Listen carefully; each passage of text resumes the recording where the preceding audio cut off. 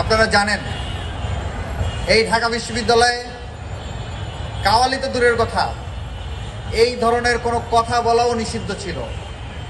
যদি কেউ এই ধরনের কথা বলতো, যদি কেউ এই ধরনের চর্চা করার চেষ্টা করত, তাহলে তাকে হলের গেস্ট রুমে নিয়ে রাতের পর রাত, ঘন্টার পর ঘন্টা পিটানো হতো, স্টাম্প দিয়ে টর্চার করা হতো।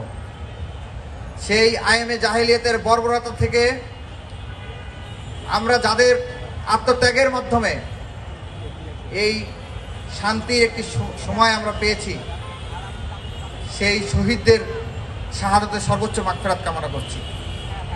প্রিয় বন্ধুগণ, আমি শুরুতে স্মরণ করছি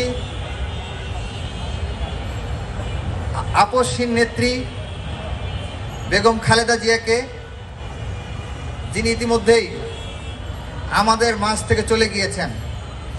তিনি যদি বেঁচে থাকতেন, যতদিন বেঁচে ছিলেন, জাতি যদি কোনো সংকটে পড়ত, তাহলে তিনি একমাত্র ব্যক্তি ছিলেন যিনি সমগ্র জাতিকে ফ্যাসিবাদের বিরুদ্ধে ঐক্যবদ্ধ করতে সক্ষম হয়েছিলেন। তার এই মৃত্যু বাংলাদেশের জন্য, এই জাতির জন্য অপূরণীয় ক্ষতি।